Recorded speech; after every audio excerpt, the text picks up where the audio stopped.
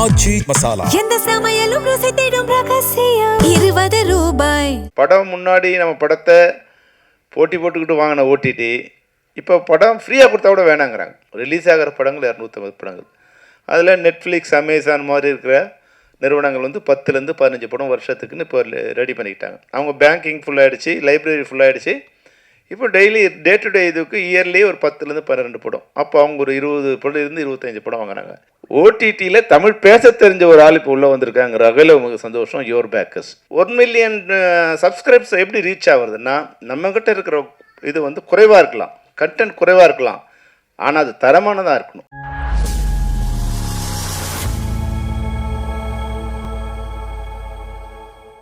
Your bakers இந்த OTT லான்ச்சுக்கு திறப்பு விழாவுக்கு வருகை தந்திருக்கின்ற என்னுடைய நண்பர்கள் அனைவருக்கும் என்னுடைய வணக்கம்.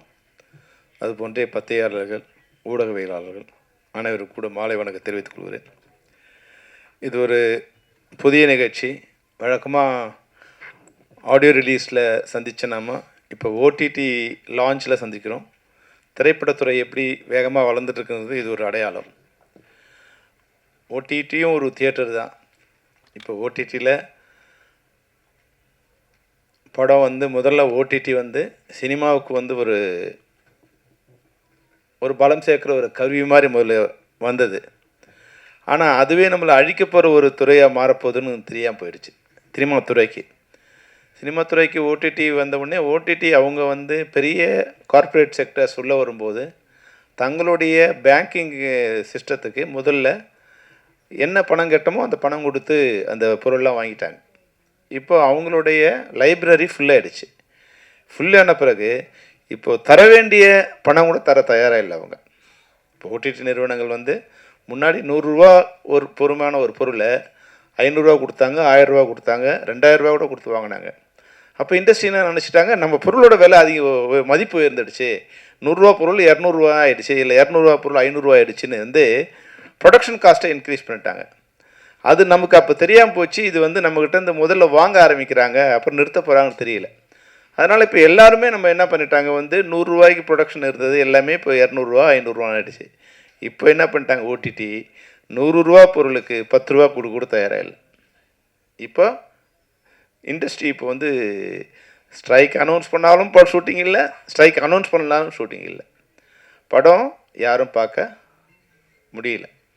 இதுதான் இப்போ ஓடிடியோட நிலைமை. இப்போ இந்த ஓடிடி படம் முன்னாடி நம்ம படத்தை போட்டி போட்டுக்கிட்டு வாங்கின ஓடிடி இப்போ படம் ஃப்ரீயாக கொடுத்தா கூட வேணாங்கிறாங்க.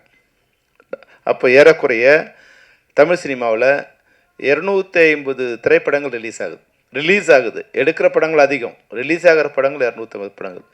அதில் நெட்ஃப்ளிக்ஸ், அமேசான் மாதிரி இருக்கிற நிறுவனங்கள் வந்து 10லேருந்து 15 படம் வருஷத்துக்குன்னு இப்போ ரெடி பண்ணிக்கிட்டாங்க. அவங்க பேங்கிங் ஃபுல்லாகிடுச்சு, லைப்ரரி ஃபுல்லாகிடுச்சு.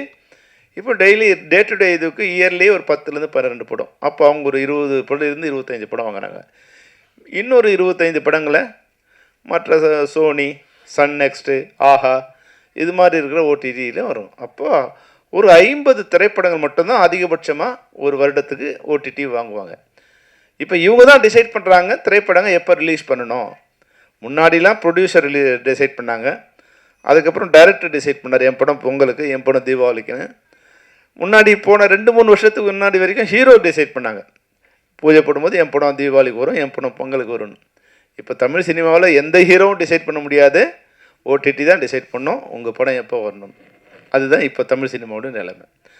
இப்போ இது போல் 50 திரைப்படங்கள் வந்து ஓடிடி வாங்கினது போக மீதி இருக்கிற 200 திரைப்படங்களை தயாரிப்பாளர்கள் திரையரங்கத்துக்கு கொண்டு போக முடியல, பொதுமக்கள்கிட்ட கொண்டு போகிறதுக்கு வழியே இல்லாமல் இருக்குது. அப்போ இது போன்ற ஓடிடிகள் வர்றது மிக நல்ல விஷயம். அப்போ குறைஞ்சபட்சம் என் படத்தை ஜனங்க பார்க்குறதுக்கு ஒரு சாதனமாக இந்த ஓடிடி அமையும். இப்போது இருக்கிற பெரும்பாலான ஓடிடிகள் இப்போது வந்து சேட்டலைட் சேனல் இல்லாத இருக்க ஓடிடி, இப்போ சன் டிவி, சன் நெக்ஸ்ட் வச்சுருக்காங்க. அது மாதிரி இல்லாத ஓடிடி எல்லாமே ஹெட் ஆஃபீஸ் வந்து மும்பையில் இருக்கும். நம்ம ஊரில் படம் எடுக்கிற ப்ரொடியூசருக்கு தமிழ் தவிர வேறு எதுவும் தெரியாது. அங்கே தமிழுக்கு போய் பேசி அவங்களோட படத்தை மார்க்கெட் பண்ணி அதை ரிலீஸ் பண்ணுறதுக்கு முடியவே முடியாது. யாரோ ஒரு புரோக்கர் மூலம், யாரோ ஒரு மீடியேட்டர் மூலம் இப்படி தான் வந்து அந்த படங்களை கொடுக்கணும். அப்போது தமிழ் முதல்ல எனக்கு ரொம்ப சந்தோஷம் என்னென்னா, ஓடிடியில் தமிழ் பேச தெரிஞ்ச ஒரு ஆள் இப்போ உள்ளே வந்திருக்காங்கிற வகையில் உங்களுக்கு சந்தோஷம். யுவர் பேக்கர்ஸ் அந்த வகையில் மிகப்பெரிய வாழ்த்துக்களை தெரிவிச்சு. ஏன்னா இவங்க முதல்ல சுரேஷ் கிஷோர் யாருன்னு எனக்கு தெரியாது. முதல்ல இவர் எஸ்வி சேகர் சொன்ன மாதிரி வெங்கி என்னோட நண்பர், அவர் ஃபோன் பண்ணி அவர் இருக்கான்னு நினச்சிருக்கேன் நான் வந்து அது இங்கே வர வரைக்கும். ஆக்சுவலாக வந்து நேற்று என்னோடய திருமண நாள், இன்றைக்கி சின்ன ஒரு பார்ட்டி இருக்குது, இதை முடிச்சுட்டு வரேன்னு சொன்னால் அவர் வந்து இல்லைங்க எனக்காக எப்படியாவது நீங்கள் வந்துட்டு போயிடுங்கன்னா, இப்போ 3:30 மணிக்கு ஃப்ளைட்டில் இறங்கி இதை முடிச்சுட்டு மறுபடியும் இன்றைக்கி நைட் நான் ஹைதராபாத் போகிறேன். அந்த அளவுக்கு வெங்கி வந்து என்னோட நெருங்கிய நண்பர். அது மட்டும் இல்லாமல் இது மாதிரி ஒரு ஓடிடி வந்து தமிழ் சினிமாவுக்கு வர்றதுங்கிறது உங்களுக்கு நல்ல விஷயம், வரவேற்கத்தக்க விஷயம். அப்போ ஒரு நல்ல விஷயம் நடக்குது, எப்படியாவது நம்ம அதில் நம்மளோட பார்ட்டிசிபேஷன் இருக்கணும்னு. இன்னொரு சின்ன ஒரு சுயநலமும் இருக்குது. இந்த லாபத்தில் ஒரு 20% வந்து நம்மளுடைய தொழிலாளருக்கு கொடுக்குறேன்னு வந்து கிஷோர் வந்து ஒரு உறுதிமொழி கொடுத்துருந்தாரு. சரி பரவாயில்ல, வந்து லாபகரமாக நடக்கணும். லாபகரம் நம்ம போகிறதால ஒரு சின்ன ஒரு சதவீதமாவது அது லாபகரமாக நடக்கிறதுக்கு ஒரு வாய்ப்பு இருக்குன்னா பரவாயில்ல, தொழிலாளருக்கு ஒரு உதவியாக இருக்கும் அப்படிங்கிற அளவில் இந்த நிகழ்ச்சியில் கலந்துட்டோம். இங்கே வந்த பிறகு தான் தெரியுது இவங்க ஏற்கனவே வந்து ஒரு 6 வருஷமாக வந்து இந்த துறையில் இருந்திருக்காங்க. அது எல்லாம் சாஃப்ட்வேர்லேயும் ஏஐலேயும் அவங்களுக்கு ஒரு நல்ல அனுபவம் இருக்குது. அப்போது நிச்சயமாக இவங்களால் வந்து இந்த டிஜிட்டலில் சரியான மீடியா மூலம் திரைப்படங்களை பொதுமக்களுக்கு கொண்டு செல்ல முடியுங்கிற ஒரு நல்ல நம்பிக்கை இருக்குது. இப்போது நீங்கள் உங்கள் சின்ன அட்வைஸ் என்னென்னா கிஷோருக்கு, இந்த திரைப்படங்கள் நல்ல திரைப்படங்கள் இதில் வரும் அப்படிங்கிற எண்ணத்தை முதல்ல வந்து பொதுமக்கள் உருவாக்கணும். ஸ்ரீ சிவ சொன்னதில் ஒரு விஷயம் என்னென்னா, ஃப்ரீயாக கொடுக்க வருதுங்கிறதுக்காக எல்லாத்தையும் ஜனங்க பார்த்துட மாட்டாங்க. அதனால் இந்த படங்கள் அது நீங்கள் விலை கொடுத்து வாங்குகிற படமாக இருக்கலாம், இல்லை ஷேரில் வாங்குகிற படமாக இருக்கலாம். ஷேரில் கூட நான் எப்போ கொடுக்க தயாராக இருப்பேன்னா, உங்களுக்கு குறைஞ்சபட்சம் வந்து ஒரு 1,00,000 பயனாளிகள் உங்கள்கிட்ட இருக்காங்க, இல்லை ஒரு 1 மில்லியன் சப்ஸ்கிரைபர் உங்கள்கிட்ட இருக்காங்கன்னா டெஃபினட்டாக ஷேரில் வர படங்கள் உங்களுக்கு வந்து 100லேருந்து 150 படங்கள் வருடத்துக்கு நிச்சயமாக வந்துடும். ஏன்னா ஒரு 1 மில்லியன் இருக்காங்க, ஒரு 10 லட்சம் பேர் இருக்காங்கன்னா அதில் ஒரு 50,000லேருந்து ஒரு 5 லட்சம் படங்கள் பார்த்தா கூட அவங்களுக்கு வந்து ஒரு ஷேர் வகையில் ஒரு நல்ல வருமானம் வரும். அப்போ அந்த 1 மில்லியன் சப்ஸ்கிரைப்ஸ் எப்படி ரீச் ஆகுறதுன்னா, நம்மக்கிட்ட இருக்கிற இது வந்து குறைவாக இருக்கலாம், கண்டென்ட் குறைவாக இருக்கலாம், ஆனால் அது தரமானதாக இருக்கணும். அதுதான் ஒரு விஷயம். தரமான பொருள் எங்கே இருந்தாலும் அதை தேடி போய் வாங்குகிற நிலைமையில் இன்றைக்கி மக்கள் இருக்காங்க. ஒரு நல்ல ஹோட்டல் இருக்குன்னா அது 100 கிலோமீட்டர் கூட போய் சாப்பிட்றாங்க. ஒரு நல்ல ஷாப்பிங் சென்டர் இருக்குன்னா ஒரு 50 கிலோமீட்டர் போனாலும் பரவாயில்ல, நாங்கள் போய் வந்து ஷாப்பிங் பண்ணுற மனநிலைக்கு மக்கள் வந்திருக்காங்க. அப்போ நல்ல திரைப்படங்களோ இல்லை வந்து நல்ல பொருட்களோ எல்லாமே நல்லதாக இருக்கும், தரமாக இருக்கிற போது ஜனங்கள் வாங்க தயாராக இருக்காங்க. அந்த வகையில் நீங்கள் ஃப்ரீயாக வருது சும்மா கொடுக்குறாங்க அப்படிங்கிற மாதிரி உங்கள் கண்டென்ட்டை அது மாதிரி வந்து கலந்துட்டிங்கன்னா உங்களோட ஆப் வந்து பயனில்லாமல் போயிடும். அதனால் வந்து நீங்கள் வாங்குகிற திரைப்படங்கள் அது ஹீரோ இருக்கணும்னு அவசியம் இல்லை, ஆனால் கண்டென்ட் வைஸு அந்த திரைப்படங்கள் மிக நல்ல திரைப்படங்களாக இருக்கும். ஏன்னா இப்போ நம்ம இப்போ என்ன நினைக்கிறாங்கன்னா, இப்போ வந்து இந்த டிஜிட்டல் வந்த பிறகு நல்ல திரைப்படங்கள், நான் சொல்கிறது திரைப்படங்கள் வெற்றி அடையலாம் தோல்வி அடையலாம், அது வேறு விஷயம். ஆனால் அக்லி சினிமாஸ் வந்து இப்போ வர ஆரம்பிச்சிருச்சு. அக்லின்னா நான் சொல்கிறது வந்து ஆபாசமும் அப்படி இல்லை, படமே எப்படின்னு இல்லாமல் வந்து ஒரு அக்லி ஷார்ட் வைக்க தெரியாமல், அதை எப்படி கம்போஸ் பண்ணணுன்னு தெரியாமல், ஆர்டிஸ்ட் எப்படி பெர்ஃபார்ம் பண்ணணுன்னு தெரியாமல், இது போன்ற படங்கள் வந்து குவியும் போது நல்ல திரைப்படமும் அந்த திரைப்படமும் தண்ணீர் சாக்கடையில் கலந்த தண்ணீர் மாதிரி ஆகிடுது. அப்போ நீங்கள் இதை தேர்ந்தெடுக்கும் போது நாங்கள் ஹீரோ படம் எடுங்க இல்லை ஸ்டார் வேல்யூ உள்ள டைரக்டர்ஸ் படங்களை போடுங்கன்னு நான் சொல்லலை.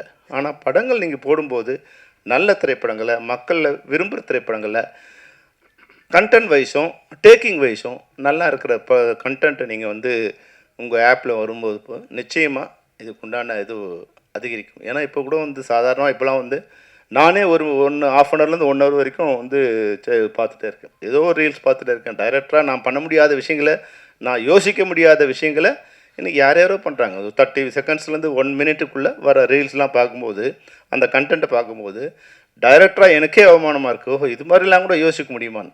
அப்போது அதுபோல் இருக்கின்ற சிறந்த படைப்பாளிகளை இனம் கொண்டு, சிறந்த தயாரிப்பாளர்களை இனம் கொண்டு நீங்கள் வந்து உங்கள் ஆப்புக்குள்ளே கொண்டு வந்தீங்கன்னா நிச்சயமாக அது வந்து ஒரு வெற்றிகரமான ஆப் அமையும். ஏன்னா எனக்கு தெரிஞ்சு இன்றைக்கி வந்து ஒரு 1000 திரைப்படங்கள் வந்து ஓடிடியே பார்க்காம இருக்குது. அதில் வந்து ஒரு 100லேருந்து 200 திரைப்படங்கள் நிச்சயமாக வந்து நல்ல திரைப்படங்கள் அங்கே இருக்குது. அதை வந்து நீங்கள் கொஞ்சம் நேரம் நேரம் கருதாமல் அந்த திரைப்படங்களை பார்த்து சிறந்த திரைப்படங்களை ஜான் சொன்னார் நாங்கள் கொஞ்சம் பேரை அவுட்ரேட் கொடுத்து வாங்க போகணும். அப்போ சிறந்த திரைப்படங்கள் இருந்தால் கொஞ்சம் அவுட்ரேட் கொடுத்து முதல்ல வாங்கிட்டிங்கன்னா முதல்ல பார்க்குற படங்கள் வந்து கொஞ்சம் நல்ல படங்களாக பார்க்க ஆரம்பித்த பிறகு அப்புறமா கொஞ்சம் மிக்ஸ் ஆனோட பரவாயில்ல. அது வரைக்கும் நீங்கள் உங்களுடைய ஆப் வந்து வெளியே வந்து எப்படி வந்து நெட்ஃப்ளிக்ஸு அமேசான் வந்து ஒரு நேம் வர வரைக்கும் ஆப் பேர் யுவர் பேக்கர்ஸ் அப்படிங்கிற ஆப் வந்து போய் மக்கள்கிட்ட சேரும்போது அது எல்லோரும் வேறு வகையில் கூட நீங்கள் அதை பயன்படுத்தலாம்னு சொல்லியிருக்கீங்க. முதல்ல வந்து இந்த ஓடிடி தளமாக அதை வந்து இன்ட்ரடியூஸ் பண்ணி அது சிறந்த தயாரிப்பாளர்களுக்கு சிறந்த திரைப்படங்களை கொண்டு செலுத்துகிற ஒரு சாதனமாக இருக்கணும். அந்த வகையில் உங்களோட ஓடிடியை எங்களுடைய செஃப்சி சார்பாக தமிழ் திரைப்படத்துறை சார்பாக உளமாற நெஞ்சார வாழ்த்துகிறேன். வரவேற்கின்றோம். உங்களுடைய வருகை நல்வரவாகட்டும். நன்றி.